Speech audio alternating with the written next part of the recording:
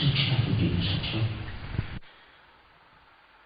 से 9 नवंबर तक हरिद्वार में जो साधना सत्संग हो रहा है, दिल्ली एवं आसपास से जिन साधकों के नाम स्वीकार हुए हैं उनकी सूची बाहर लगी हुई है। मेहरबानी करके जाने से पहले देखते जाइएगा। जिन साधकों के नाम स्वीकार हुए हैं, एक तो समय पर पहुंचने के लिए विशेष निवेदन, दूसरे जैसा कि पता चला है कि दीपावली के अगले दिन ये साधना सत्संग शुरू होने जा रहा है। अभी ही अपनी टिकटें बुक करवा लीजिएगा, रिजर्वेशन करवा लीजिएगा। मुझे अपनी टिकट रिजर्व करवाने के लिए बहुत कठिनाई पड़ी। Tickets are not available, counters are closed. तो इतना रश है उस तरफ, तो बस से जाइए, किसी भी साधन से पहुंचिएगा। जिनके नाम स्वीकार हो गए हैं उनसे करबद्ध प्रार्थना है कि समय से पूर्व पधारने की कृपा कीजिएगा। धन्यवाद। कल पूर्णिमा थी, महर्षि वाल्मीकि जी का जन्म दिवस। एक महान संत जिनका उपकार संसार कभी भूल नहीं सकेगा। जो रचनाएं इन्होंने रची हैं, कोई एक रामायण नहीं रची और रामायणें भी रची हैं इन्होंने। बहरहाल जिस रामायण से हम परिचित हैं, वाल्मीकि रामायण, वह सिर्फ हमारी ही नहीं है, दक्षिण भारत की नहीं है। लगभग 300 रामायणें जानी जाती हैं और अनेक देशों में इनका पाठ होता है। राम जैसे चरित्र का वर्णन जिस ढंग से महर्षि वाल्मीकि ने किया है, देवियों सज्जनों, बड़ा अनूठा है, बड़ा अनुपम है, सत्य है, अपने जीवन में उतारने योग्य है। समग्र चरित्र तो प्रभु राम का जीवन में उतारना बसाना अति दुष्कर होगा।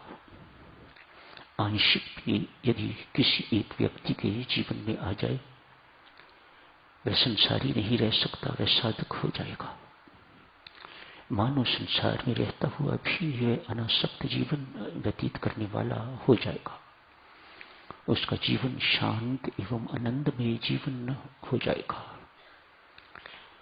उसको पता लगेगा कि जीवन आदर्श किस प्रकार का होना चाहिए, किस प्रकार से मुझे अपने आप को दिव्य प्रेम से परिपूरित करना है और किस प्रकार मुझे इसे दोनों हाथों से, खुले हाथों से इसे बांटना है। यही था प्रभु राम का चरित्र।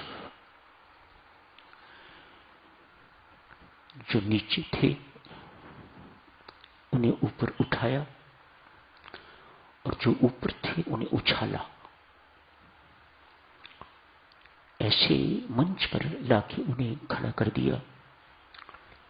नीच से नीच को ऐसे मंच पर खड़ा कर दिया कि जिस मंच पर महर्षि वशिष्ठ और प्रभु राम के अपने भाई बैठते हैं। ऐसा अनूठा प्रभु राम का चरित्र। चर्चा चल रही थी साधुजनों, कल मैं बधाई नहीं दे सका आपको, आज आप सबको मांगलिक दिवस पर बहुत बहुत बधाई देता हूं। शुभकामनाएं, मंगल कामनाएं। चर्चा चल रही थी मन को प्रबोधन की। आपसे अर्ज की गई थी मन की 5 विशेषताएं। सर्वप्रथम चंचल है, अस्थिर। मन चंचल है, हर वक्त अस्थिर रहता है। एक जगह से, एक विचार से, एक स्थान से दूसरे पर जंप करना इसका स्वभाव है। वही 5 विशेषताएं आपकी सेवा में प्रस्तुत की जा रही हैं। मन चंचल है, अस्थिर है, सब एक जैसा ही है। जब तक किसी ने मेहनत करके साधना से इसे सिधाया नहीं है, तब तक मन इसी प्रकार से बंधन का कारण बना रहेगा। सर्वप्रथम मन चंचल है, मलिन है, इसके अंदर दुर्गुण, दोष, दुर्विचार भरे पड़े हैं। मन नाम का कोई शरीर में आर्गन तो नहीं है, it is just a bundle of thoughts. संत महात्मा कहते हैं मन नाम की कोई चीज नहीं है, जैसे लिवर है, हार्ट है, आईज है, ईयर है, इत्यादि इत्यादि। ऐसा कोई ऑर्गन बॉडी में नहीं है मन। It is just a bundle of thoughts, इसको मन कहा जाता है। अंतःकरण के जो 4 भाग हैं, अंतःकरण चतुष्ट, उनमें से एक मन भी है। स्वभावता जैसे पानी का स्वभाव है नीचे को बहना, इसे ऊपर चढ़ाना होगा तो आपको कोई यंत्र चाहिए होगा, कोई मोटर लगानी पड़ेगी, पानी ऊपर चढ़ेगा। नहीं तो स्वभावता इसका स्वभाव है नीचे जाने का। मन का भी यही स्वभाव है। अपने दुर्गुणों के कारण, विकारों के कारण, दुर्विचारों के कारण इसका स्वभाव है नीचे की ओर ले जाना। नहीं चाहता कि कोई साधक बने, और हमें भी संसारी रहने में बड़ा आनंद है, दोनों की निभ रही है। मन नहीं चाहता कि तू साधक बन, मन चाहता है तू संसारी ही रह, इसमें बड़ी मौज है।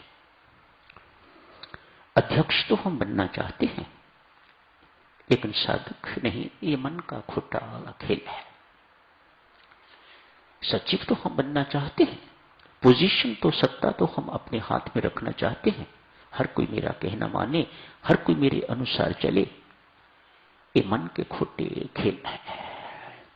जो इन्हें पहचान गया, इस जन्म में बाजी मार गया, मानो अगले जन्म तक, उससे अगले जन्म तक कुछ पालेगा।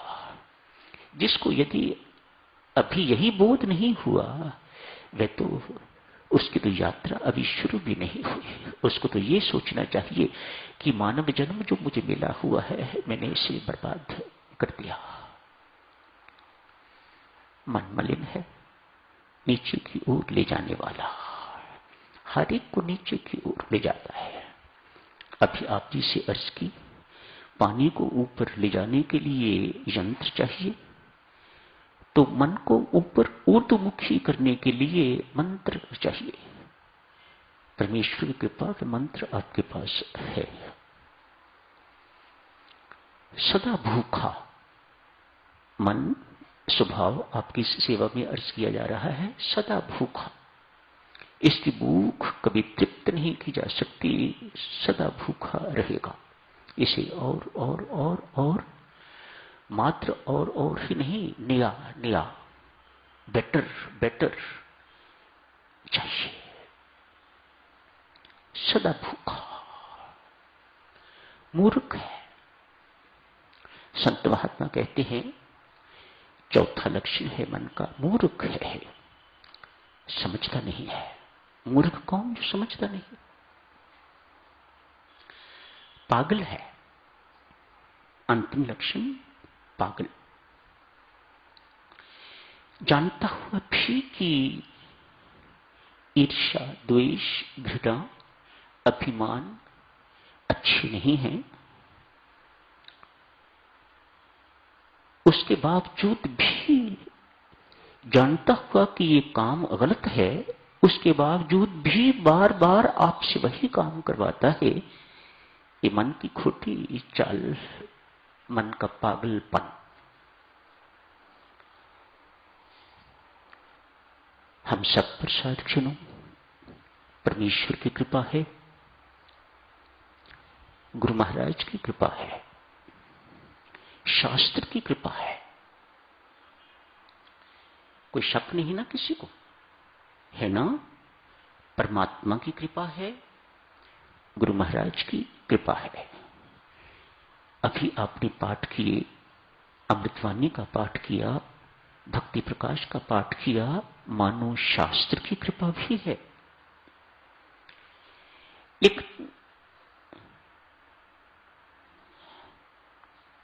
लेकिन बिग क्वेश्चन मार्क,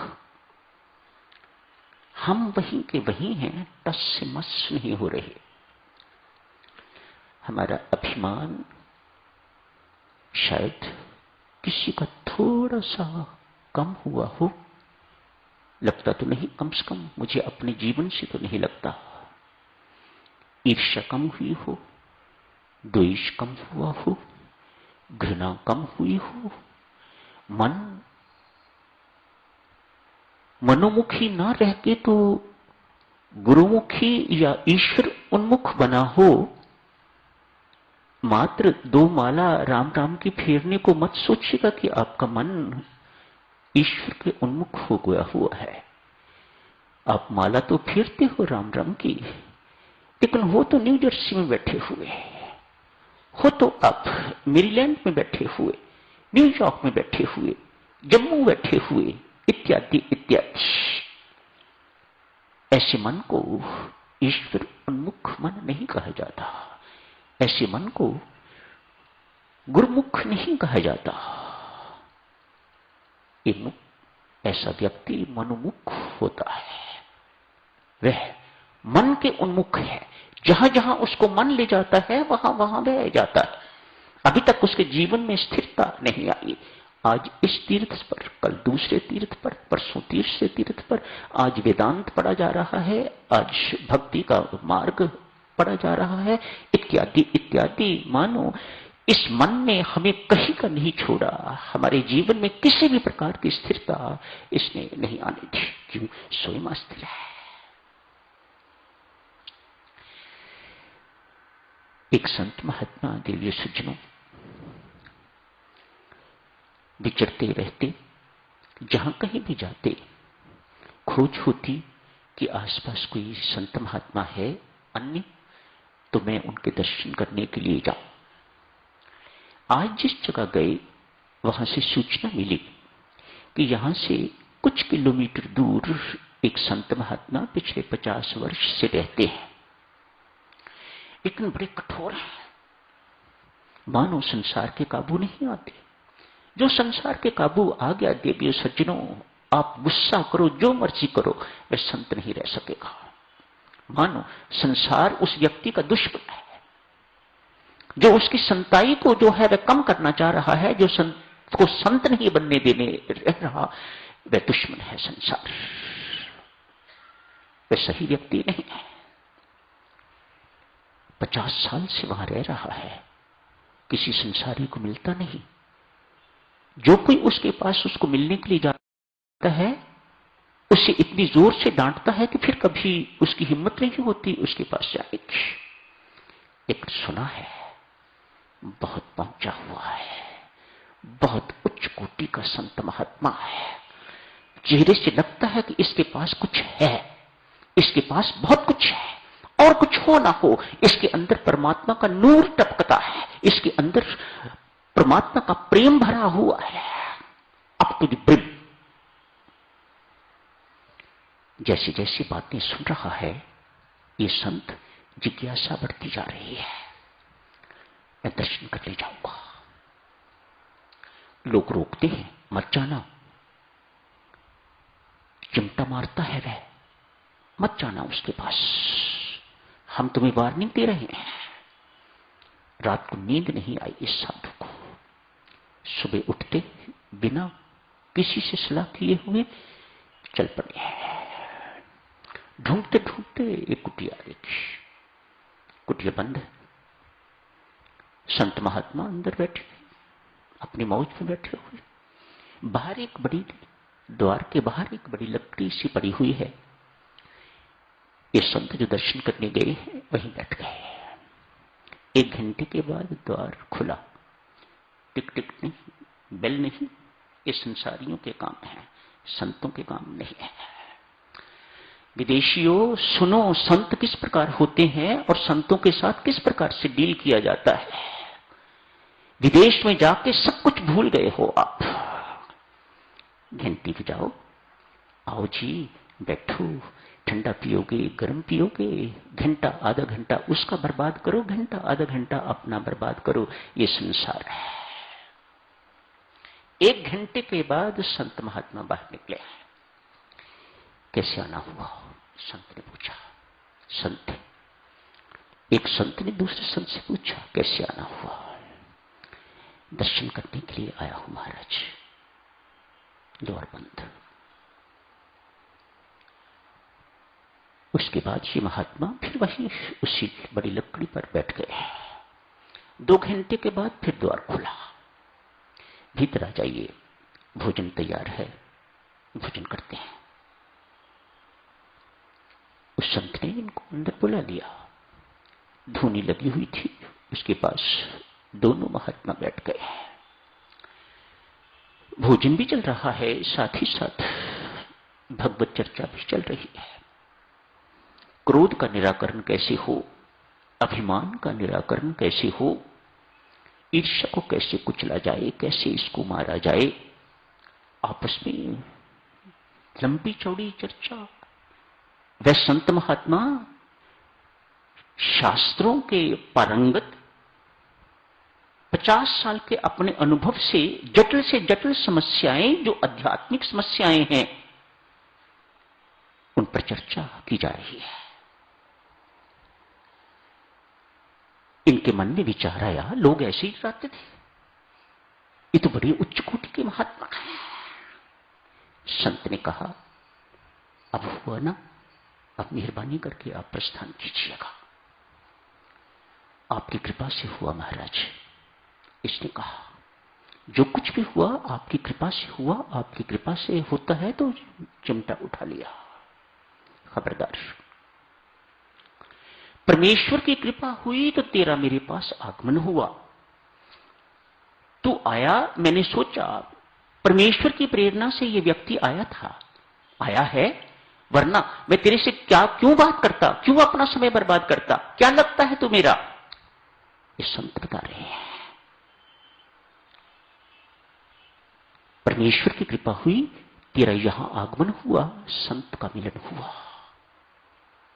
परमेश्वर की कृपा होती है तो संत का मिलन होता है। शास्त्र पर चर्चा हुई तो मानो शास्त्र की कृपा भी हुई। कहा, महाराज बहुत कुछ पाया, बहुत कुछ सुना, अब इजाजत दें, चलता हूं। ऐसी कृपा बनाए रखिएगा। बाह पकड़ी, बैठकर। परमेश्वर की कृपा भी है, संत की कृपा भी है, शास्त्र की कृपा भी है। साधु महात्मा, यदि तेरी अपनी कृपा तेरे ऊपर नहीं है तो सब बेकार जाएगा। यदि तेरे मन की कृपा तेरे ऊपर नहीं है तो सब कुछ बेकार चला जाएगा।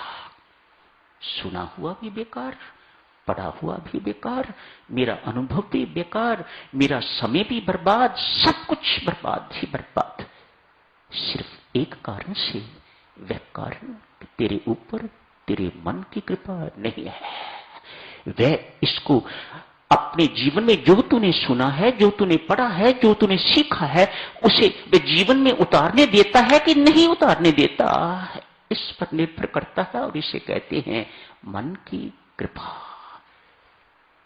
आपकी अपनी कृपा। क्यों कहा जा रहा है आपकी अपनी कृपा?